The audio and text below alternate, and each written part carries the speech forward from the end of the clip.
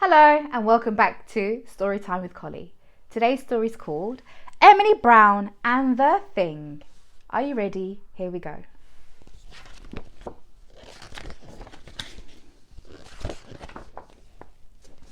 Once upon a time, there was a little girl called Emily Brown and an old grey rabbit called Stanley.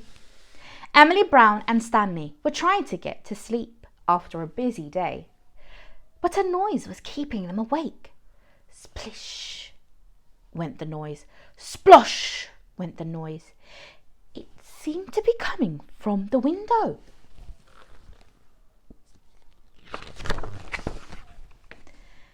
There was a thing sitting on the windowsill. Large tears were dripping down onto his pyjamas.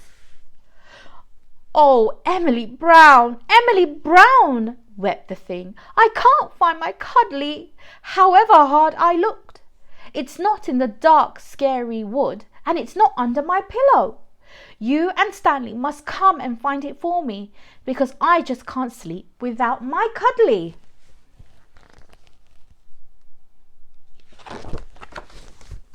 So Emily Brown and Stanley put on their wet weather wind coats and their see-in-the-dark glasses and their special boots for climbing. They searched down the low in the tangles and they searched up high in the treetops. They ran away from the wolves and eventually they found the thing's cuddly right at the top of the twistiest, thorniest tree in the dark, scary wood. And they lifted up trolls. "Thank you," said the thing. "Don't mention it," said Emily Brown. "And now you must be quiet. Stanley and I are trying to sleep."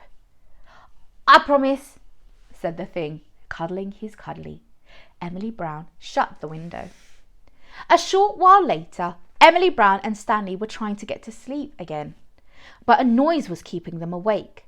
Rumble, rumble, rumble went the noise. Rumble, rumble, rumble.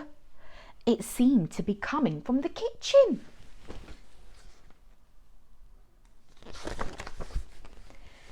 It was the thing again. "Oh, Emily Brown, Emily Brown," grumbled the thing. "All I had for tea was 100 hamburgers and one small apple for vitamins. And now I'm ever so hungry and thirsty. You and Stanley must fetch me my bedtime milk because I just can't sleep when my tummy is rumbling."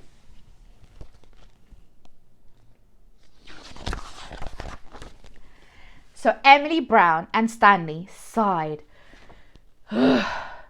heavily and put snow snugglers on their heads and ski plankers on their feet and their fluffiest winter warmers over everything.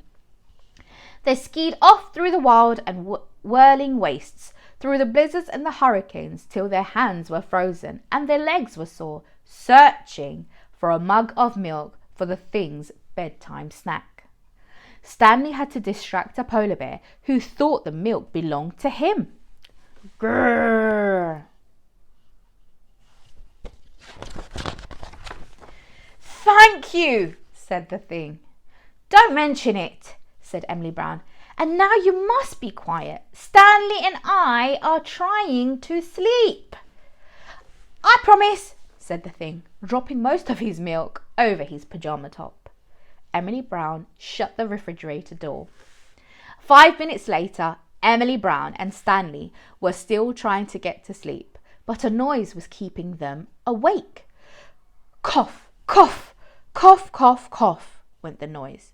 Cough, cough, cough. It seemed to be coming from the cellar door under the stairs.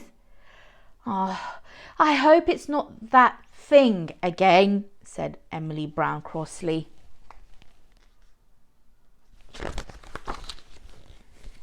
It was the thing. "Oh, Emily Brown, Emily Brown," coughed the thing. "I'm feeling very poorly. I need my special green medicine. You and Stanley must fetch it for me from the whiny witch's cavern down under the stairs, because I just can't sleep when my throat is tickling." So Emily Brown and Stanley gritted their teeth and pulled out their see-in-the-dark glasses again, and the special tangly ropes, and the bottles for carrying the medicine in. They crept through the twisty-turny witches' caverns, under the stairs, and they put their hands on cobwebs, and they bumped into bats. They had to tell the whiny witches lots and lots of stories in return for the medicine.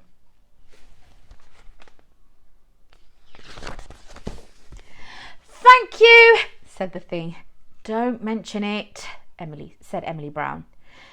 "And now you really do have to be quiet. Stanley and I are trying to sleep." Emily Brown had hardly even shut her eyes before the noise started again. Scratch, scratch, scratch went the noise. It seemed to be coming from under the bed.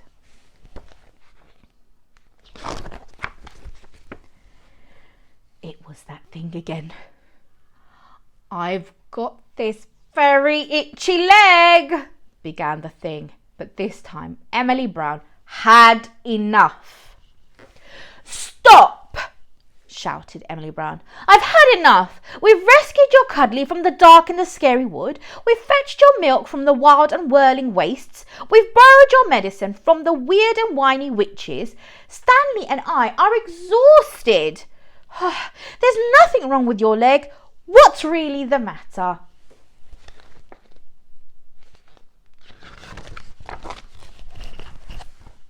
Two large tears crept down the thing's cheeks onto his furry chest. "I'm scared," whispered the thing. "Oh, so that's been the problem," said Emily Brown, drying his tears and handing him his cuddly again. "What are you scared of?"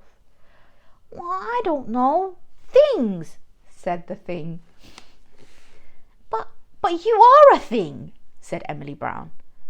"Am I?" said the thing in surprise. "I wondered what I was."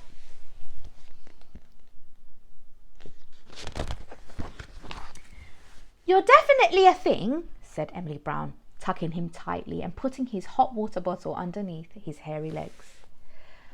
"Am I scary?" asked the thing.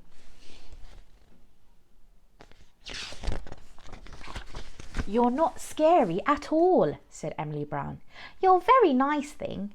And when Stanley and I are trying to get to sleep, we always find it helps to think of nice things. Maybe you should try that yourself."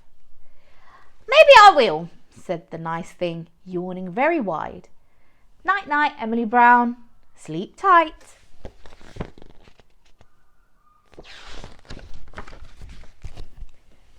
Ooh. Sweet dreams. The end.